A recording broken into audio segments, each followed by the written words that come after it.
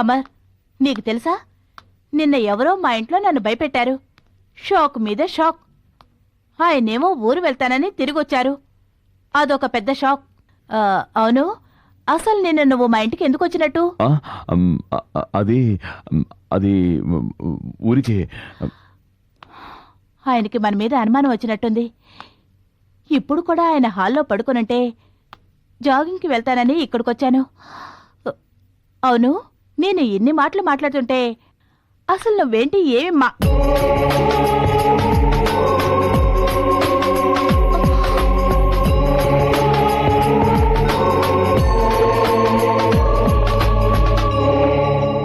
నిన్ను గుడ్డిగా ప్రేమించి నమ్మినందుకు గట్టిగానే గుణపాఠం చెప్పావు. ఊరకుక్కను తెచ్చి ఇంట్లో పెట్టుకుని ఎంత బాగా చూసుకున్నా ఊరి మీద పడి తిరగటం మానదు. ఛీ, నీకేం లోడ్ చేశాను చెప్పు. చెప్పవే, చెప్పమంటున్నానా? కమాన్, టెల్ మీ.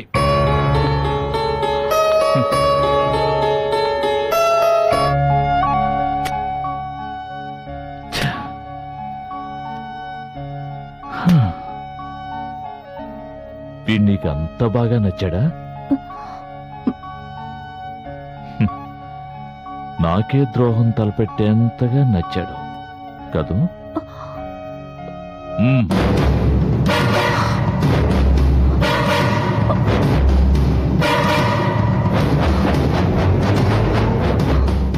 భయపడకు, మిమ్మల్ని విడదీయను.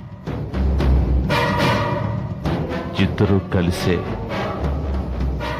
చావండి.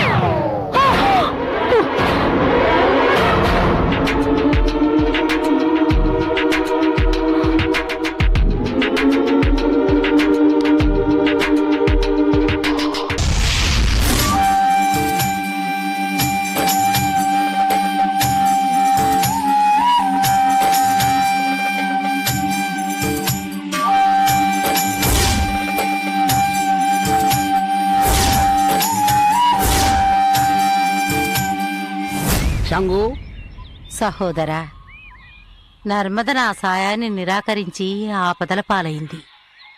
భైరవి ద్వారా నర్మదని కాపాడినందుకు మీకు నా కృతజ్ఞతలు. తను మనతో సహకరించినా సహకరించకపోయినా నర్మదను కాపాడుకోవడం మన కర్తవ్యం. తండ్రి, మాంత్రికుని శిష్యుడు నర్మదని యక్షునికి బలి ఇచ్చి మన శక్తిని నిర్వీర్యం చేసి పూర్ణిమ ఆత్మని అపహరించాలి అనే పన్నాగంలో ఉన్నాడు. మాంత్రికుని అంతం చేయగల శక్తి ఉన్న నర్మద జాతకం ఇప్పుడు మాంత్రికుడి శిష్యుడి చేతిలో ఉంది. నర్మద మన సహాయాన్ని నిరాకరిస్తున్న ఈ సమయంలో వాడు నర్మదను తనకు అనుకూలంగా మార్చుకుంటాడేమోనని నాకు భయంగా ఉంది. భయపడకు, బుద్ధి కర్మానుసారుని. నర్మద కొన్ని రోజులు కష్టపడాల్సి ఉంది, అందుకే నీ సహాయాన్ని నిరాకరిస్తోంది. నర్మదకి తనకున్న అపూర్వ శక్తి గురించి త్వరలోనే తెలుస్తుంది. ఆ తర్వాత తన కర్తవ్యం ఏమిటో ఆమెకే తెలుస్తుంది. అప్పుడు తిరిగి దైవ సహాయాన్ని అర్థిస్తుంది. కాలనేత్రుడు అంతవరకు నర్మదని వదిలిపెడతాడా? కాలనేత్రుడు పూర్ణిమ ఆత్మని వెతికే ప్రయత్నం ప్రారంభించాడు. వాడు నర్మద జోలికి రాకుండా ఉండాలంటే ఒకే ఒక మార్గం ఉంది. పూర్ణిమ ఆత్మ ఉన్న ప్రతిమని కాలనేత్రుడికి అందేటట్లు చేయడమే. పూర్ణిమ ఆత్మని ఆ మాంత్రికుడి వశం చేస్తే ఇన్నాళ్ళు మనం పడ్డ శ్రమంతా వృధా కాదా? ప్రతిమనే ఇస్తున్నాం, ప్రతిమలో బంధించబడిన ఆత్మని విడుదల చేస్తున్నాం, అంతేగా తండ్రి? అవును, రండి.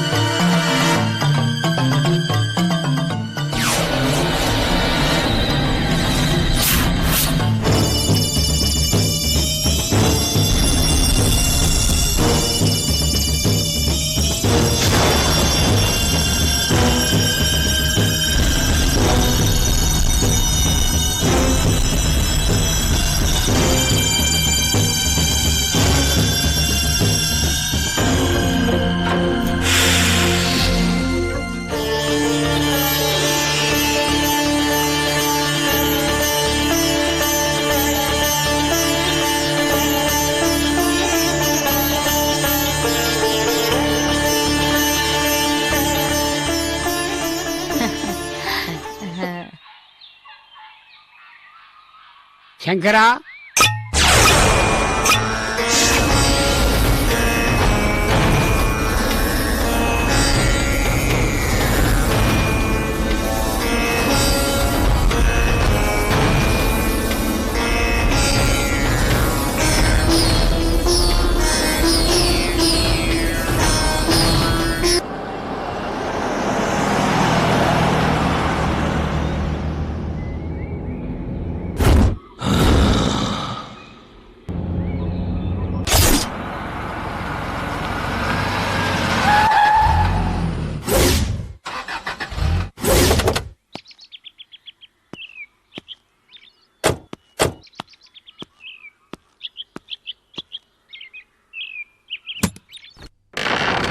అంతం కాదు, ఆరంభం.